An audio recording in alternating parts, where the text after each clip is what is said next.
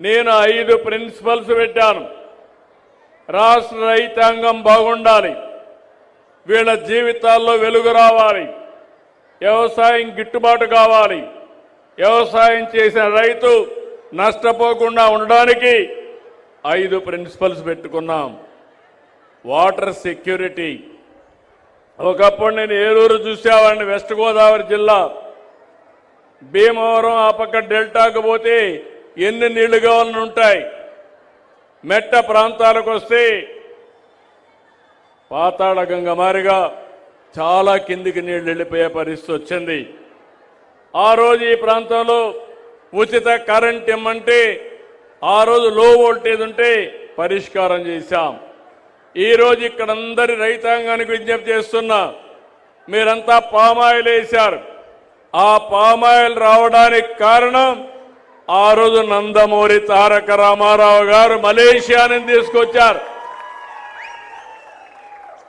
ఈరోజు అది ఒక లాభసాటిగా వాణిజ్య పంటగా తయారయ్యే పరిస్థితి వచ్చింది. మొన్ననే ఇంటింటికి వచ్చి రైతులను కలిశాం. ఎల్లుండ మళ్ళీ ఒకసారి రైతు సేవా కేంద్రాల వారిగా ఎలాంటి పంటలు వేయాలి, ఏ విధంగా వ్యవసాయం చేయాలి, మిమ్మల్ని అందరినీ ఏ విధంగా ముందుకు తీసుకుపోవాలో 5 ప్రిన్సిపల్స్తో. ఒకటి వాటర్ సెక్యూరిటీ. పోలవరం ఉంది, 3 మీటర్ల నీళ్లున్నాయి. అదే ఏలూరు జిల్లా ఉంది, 16.2 మీటర్లు కిందన నీళ్లున్నాయి. మనకు పామాయిల్ కూడా ఎక్కువ నీళ్లు కావాలి.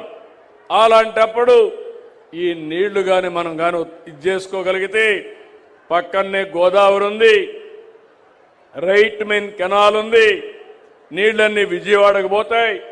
రేపు రాబోయే రోజులు ఇప్పుడే మహేష్ యాదవ్ గారు చెప్పినట్టు తప్పకుండా తొందరలోనే చింతలపూడి లిఫ్ట్ ఇరిగేషన్ కూడా తీసుకొస్తాం. అదే మరి పోతూ పోతూ ఎమ్మెల్యే ధర్మరాజులు గారు ఒకటి అడిగారు, ఇక్కడ చెరువులున్నాయి, అన్ని చెరువులకు నీళ్లు ఇస్తే భూగర్భ జలాలు పెరుగుతాయని. అవసరమైతే పోలవరం నుంచి రైట్ మెయిన్ కెనాల్ నుంచి మీకు నీళ్లు ఇచ్చే బాధ్యత ఈ ప్రభుత్వం తీసుకుంటామని కూడా మీ అందరికీ హామీ ఇస్తున్నా. దీనివల్ల భూగర్భ జలాలు పెరుగుతాయి, వాటర్ సెక్యూరిటీ వస్తుంది. ఇంకో పక్క మీరు ఒకసారి చూస్తే ఆహారపు అలవాట్లు మారిపోయినాయి. ఇప్పుడే నేను ఆ కుటుంబాన్ని చూశాను. ఆ కుటుంబంలో నేను చూస్తే వారి సమస్యలు కూడా నేను అర్థం చేసుకున్నాను. ఎందుకు ఈ మాట వాడుతున్నానంటే, ఈరోజు చాలామంది డయాబెటీస్ రావడానికి, షుగర్ రావడానికి కారణం మనం ఎక్కువ రైస్ తింటున్నాం, కార్బోహైడ్రేట్స్ తింటున్నాం. దీనివల్ల ఒక్కసారి షుగర్ కానీ డయాబెటిక్ అయితే అన్ని రోగాలకు గేట్వేగా తయారవుతుంది. ఎన్ని మెడిసిన్స్ తిన్నా ఒక్కసారి ఏమారితే అక్కడి నుంచి కిడ్నీ ప్రాబ్లమ్స్ వస్తాయి, లేకపోతే మిగిలిన అన్ని సమస్యలకు కూడా నాంది పలికే పరిస్థితి వస్తుంది.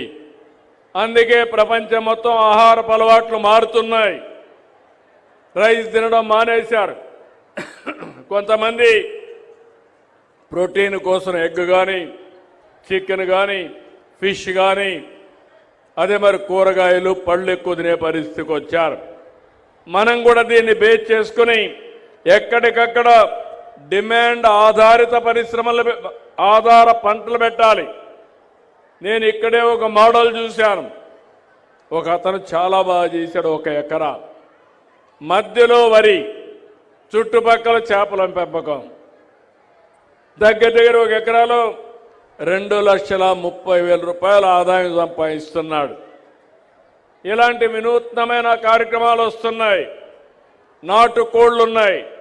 ఆ కోళ్లు చూశాను, కేజ్ తయారు చేసి అందులో ఈ కోళ్ల పెంచడం. అవన్నీ చూస్తే ఇంట్లోనే ఒక ఆడబిడ్డ నెలకు ఒక 15,000 రూపాయలు సంపాదించే అవకాశం వస్తుంది. అందుకే దీనికి మీకు అందరికీ పిలిపిస్తున్నా, డాక్రా సంఘాలు ముందుకు రావాలి. మీరు కూడా ఆదాయం సంపాదించాలి. మీకు ఏ విధంగా చేయాలో నేర్పించే బాధ్యత మాది. దాన్ని అందిపుచ్చుకునే బాధ్యత మీదని మరొకసారి మా ఆడబిడ్డలందరికీ ఆమె విజ్ఞప్తి చేస్తున్నాం. టెక్నాలజీ మారింది, అందుబాటులోకి వచ్చింది. ఈరోజు ఇక్కడ నేను చూస్తున్నాను,